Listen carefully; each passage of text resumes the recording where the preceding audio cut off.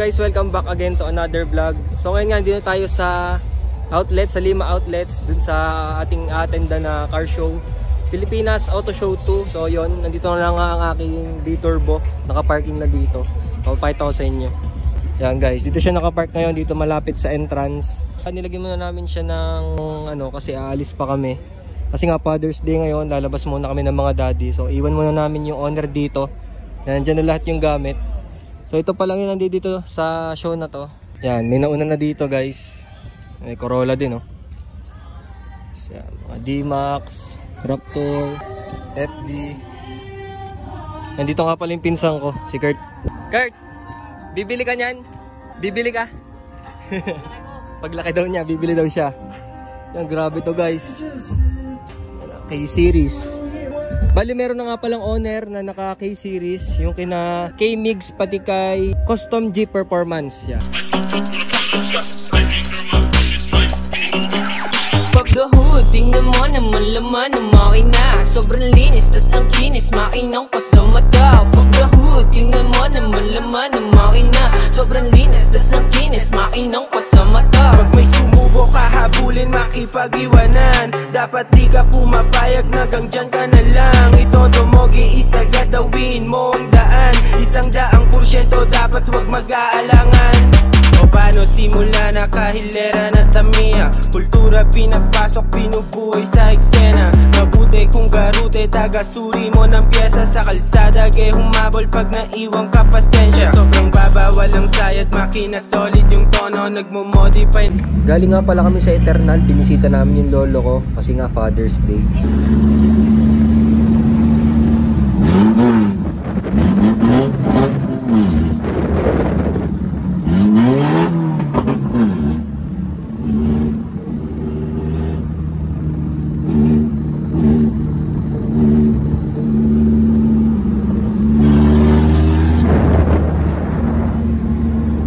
Inabot pa si Kuya Chito ng ambon. Nasaan si Kuya Mario. Pero okay lang naman yun, hindi naman sobrang madaming buhos ng ulan dito sa makina, kaya goods lang. Pupunasan na lang natin yan. Dito sa tabi, sa tabi.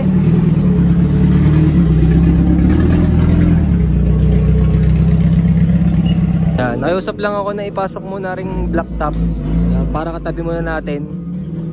Kasi wala pa nga naman ditong mga entry pa eh. Buti lang pumahig yung organizer.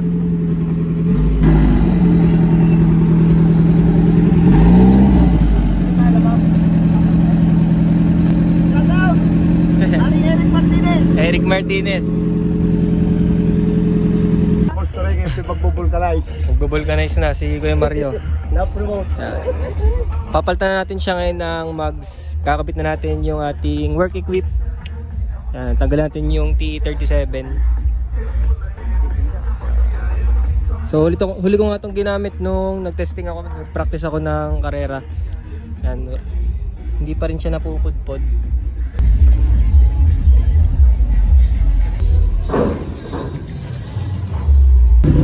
Ilase! Ilase pagbaba! Hindi yan!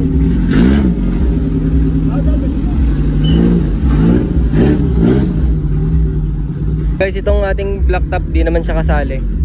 So pinasok ko lang siya dito para lang if ever na kukunti lang yung mag-entry, so katabi ko pa rin tong black top.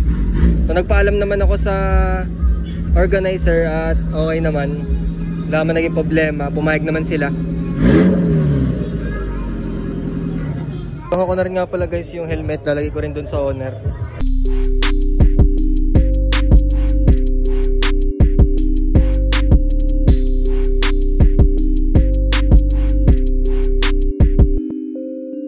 Slowly, double E, hawak ko ang Hennessy. Are you feeling me? Mga G, di na usong sa variety policy. Puro kagaguhan lang alam kasi nasanay sa mundo na di na uso ang democracy. Ano bang philosophy? Kung anong curiosity? Niniwala ka ba sa tinatawag na prophecy? Sandit lang naman kasi naguguluhan na kami. If I die always ready, laging may nakatabi.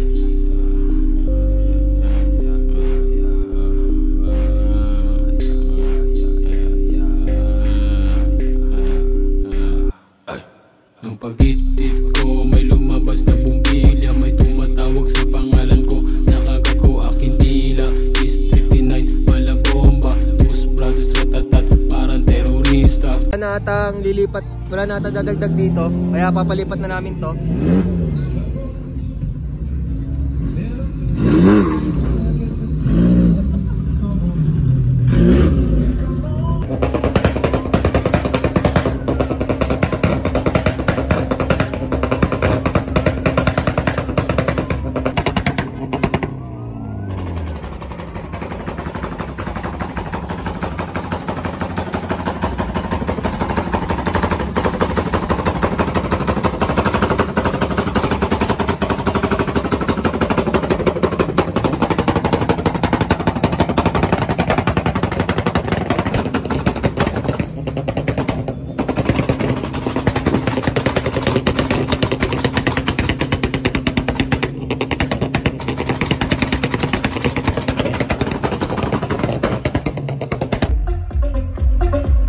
Up next is Best Drift Cars. The winner of the Best Drift Car Award is car number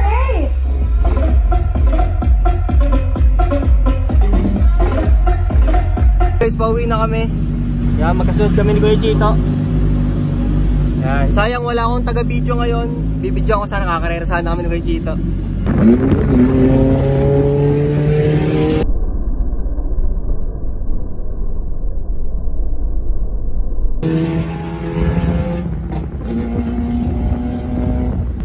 Iwan ang black top. Hi to my vlog. Hi to my dog. Literal na hi to my vlog. Buti hindi ito nag-overheat. Kaso nga lang mausok siya. So papalit tayo ng head gasket. Siguro pag may budget na ako. Ano lang tayong papalit kapag may budget na tayo, pampalit ng head gasket.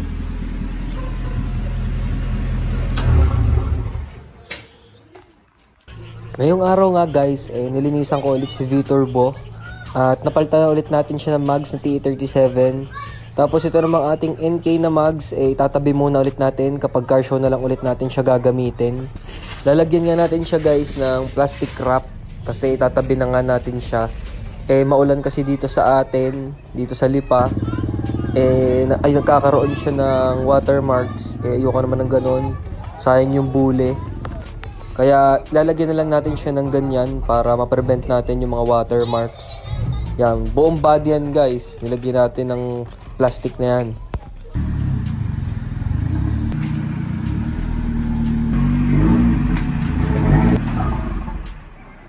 So guys, meron nga nag-comment sa ating Facebook page about kay V-Turbo. Yan, shout out kay Eduardo Mamat Jr. Gusto ko lang naman i-clarify sa lahat na kaya kulang-kulang pa si V-Turbo kasi nga pang car show siya. At diba dapat ipangkakarera ka natin dapat siya sa BRC, drag racing. Yon, kaso nga lang hindi natuloy, kaya pinagpatuloy ko na lang ngayon ay yung pagka-car show. Ayaw kasing maniwala na nag-comment na pinagka-car show natin si V-Turbo. Ang sabi niya baka daw jeep parade. Kailan pa daw naging kotse yun para isali ng car show.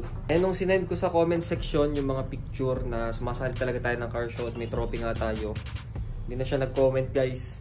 Madami naman akong bashers at hindi lang siya yung nagko-comment ng ganon. Madami nagko-comment dyan guys. So para sa akin okay lang. Yung kay Eduardo lang talaga yung nakapag-ano ng attention ko. Yun. Pero hindi naman ako galit. So, inaano ko lang din. Nililinaw ko lang sa inyo guys. Sa banda-banda dyan, utay-utay natin buuin si V-Turbo para wala na tayong marinig din sa mga comment na yan. Pero okay lang. Di ba nasabi ko na sa inyo na kakabit natin siya ng windshield. Yon. Sunod siguro doon papalitan na natin yung kanyang roll cage. Gagawin na natin siyang kalahating bubong. Tapos, baka lagyan na rin natin siya ng hood at fender. Siguro sa bandang August, i-reveal ko na sa inyo guys kung magkano sinasahod ko sa YouTube. At gusto ko kasi lahat ng maipon ko dito sa YouTube ilalagay ko kay V-Turbo kasi bebenta rin naman natin to pag nabuo. Investment lang yung gagawin ko kay V-Turbo, hindi naman yun puro gastos lang. So sa lahat nga pala ng patuloy na sumusuporta sa akin at sa channel ko, maraming salamat po. dahil po sa inyo ay meron akong B-Turbo.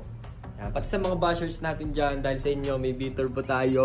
Napalalunan nga pala natin guys sa car show, People's Choice Award, pati Best Modified Car Champion. Yun. Ipa-follow up sumabit, may halak.